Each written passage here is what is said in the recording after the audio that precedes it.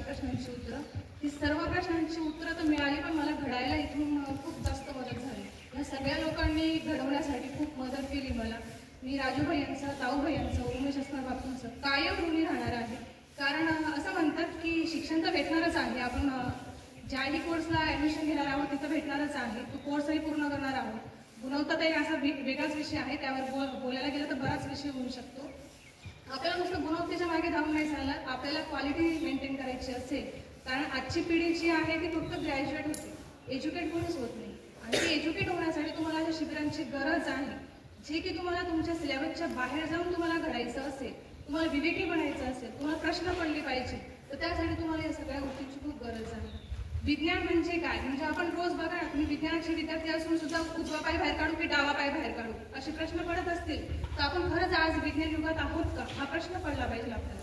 ते विज्ञानाच्या युगात रोज फॅनचं बटन दाबलं की आपण विज्ञानाचा लगेच वापर करतो, मोबाईल आला तुमच्याकडे, पण तरी सुद्धा उजवा हात पुढे करू की डावा हात पुढे करू, कोणाला पाय लागला की लगेच आपण पाय पडतो. बघा आहे ना, आपल्या नेहमीच आहे. तुमचा पाय काही वाईट आहे का, वाटतं का, आपला अवयव आहे तो.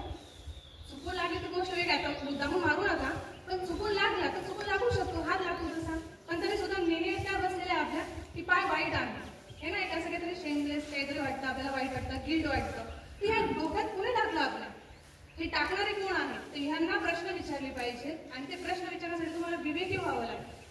त्यासाठी तुम्हाला वाचन करावं लागेल, आणि वाचन नुसतं पुस्तकातून नाही भेटत. आता तुम्ही 5 दिवस थांबणार आहात आणि या 5 दिवसात तुम्हाला सगळं वाचायचं आहे. काय वाचायचं आहे, तर डोंगर सुद्धा वाचायचं आहे. तुम्हाला काहीतरी सांगणार आहे, तुम्हाला ऐकायचं आहे, त्याचं निरीक्षण करा. हे पक्षी तुमच्याशी बोलणार आहे, तुम्ही त्यांना ऐका.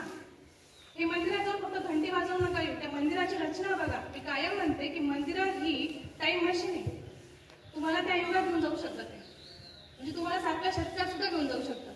लेण्या बघायला गेले की तुम्हाला 7व्या शतकात बुद्धांनी काय, म्हणजे काय असेल त्यांची कल्पना, काय असेल त्या कलाकाराचं म्हणणं, हे तुम्ही जाणवू शकता.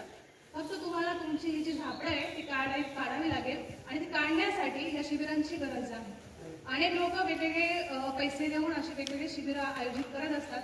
हे खरंच खूप महत्त्वाचं आहे की कोणतंही मूल्य न आकारता तुम्हाला संपूर्ण वेळ तुम्हाला देणं ही सोपी गोष्ट नाही आहे. ही लोक फार वेगळीच आहेत, म्हणजे कशाने बनली काय माहिती. म्हणजे मी काय म्हणते, मी जे आज घडली आहे तुम्हाला माहित नाही. मी बॅक बेंचर होती, मगाशी भैयाने मला माझं फार कौतुकाने सांगितलं.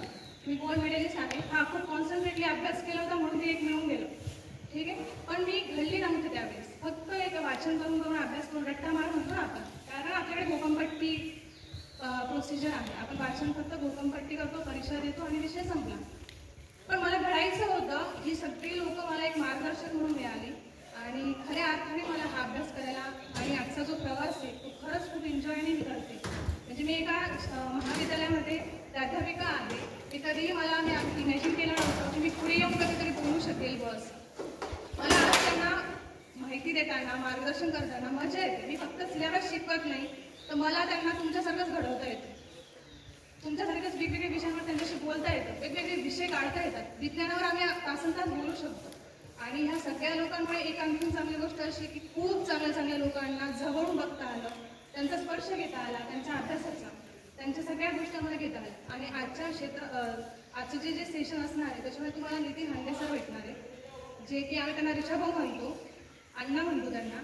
सुंदर तुम्हाला एकदम विज्ञान काय असतं, तिची जादूई काय आहे ती तुम्हाला खूप सोप्या आणि सरळ भाषेत सांगणार आहे. तुम्हाला इथून गेला नक्की विज्ञान आवडेल ही मी खात्रीशीर सांगेन. अनेक लोक आहेत, सलीम सर भेटणार आहे तुम्हाला, इतकं सुंदर लोक तुम्हाला ऐकायला भेटणार आहेत की मगाशी रोहित सरांनी एक तुम्हाला सांगितलं की तुम्हाला सुंदर म्हणजे काय, हे सुंदरची डेफिनेशन बदलूया थोडंसं, फेअर अँड लव्लीच्या पलीकडे जाऊया. काय वाटतं, सौंदर्याची डेफिनेशन थोडी बदलूया. तुम्हाला माहिती आहे फेअर अँड लव्लीने सुद्धा नाव बदलून टाकलं आता. ती 2 सेकंदाची ॲडव्हर्टाईज. आपल्याला वाटायचं सुंदर म्हणजे काय, दिसणं, फेशियल करणं ना, मगाशी आपण विषय काढले. सुंदर म्हणजे काय, सुंदर म्हणजे तुमच्या असण्यात असलं पाहिजे. दिसणं हे फक्त काही काळासाठी असणार, पण असणं कायमचं असणार आहे तुमचं. त्यामुळे आपल्याला असण्यासाठी बनायचं असेल तर तुमच्या पर डेमध्ये मगाशी सरांनी तुम्हाला विचारलं की तुम्हाला कोणतं फुल आवडलं, आणि ते तुम्हाला अनेक फुलं भेटणार आहे, आणि तुमची पर डे तुम्ही सजवून घेऊन जा. इथून 5व्या दिवशी तुम्ही जाल त्या दिवशी तुम्हाला सगळे फुलं इथे असणाऱ्या प्रत्येक जण तुम्हाला शिकवून जाणार आहे. अगदी तुम्ही सुद्धा मला शिकवून जाणार आहात. त्यामुळे आपल्याला शिकायचं आहे हे डोक्यात मात्र ठेवा. जास्त बोलणार नाही, सिर्फ हंगामा खड़ा करना मेरा मकसद नहीं, मेरी कोशिश है कि ये सूरत बदलनी चाहिए। मेरे सीने में ना से मेरे सीने में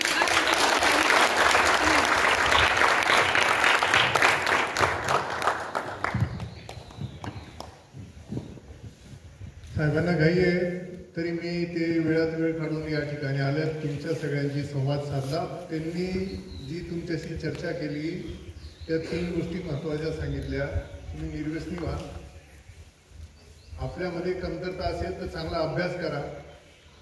ते ॲडमिशन मिळत नव्हती ना त्यांना, कितव्या राऊंडला मिळाली सगळ्यात शेवटी, आता कोणीच उरला नाही एक घेऊन टाकायला त्याला, पण तिथं ते पहिले आले युनिव्हर्सिटीमध्ये, है ना। हा आणि आयुष्य आपण कसं घडवायचं आणि त्याबरोबर आपल्या सोबतच्या लोकांना आणि आपले आई वडील जे कष्ट करतात त्याच्या जाणीवा कशा ठेवायच्या, हा महत्त्वपूर्ण संदेश त्यांनी या ठिकाणी दिलेला आहे। तुम्ही तो पाळा। पुन्हा एकदा साहेबांसाठी एकदा जोरदार टाळ्या। मी दोघेही प्रमुख पाहुण्यांचे या ठिकाणी प्रतिष्ठानच्या वतीने आभार व्यक्त करतो आणि रोहितला पुढच्या कार्यक्रमासाठी आमंत्रित करतो।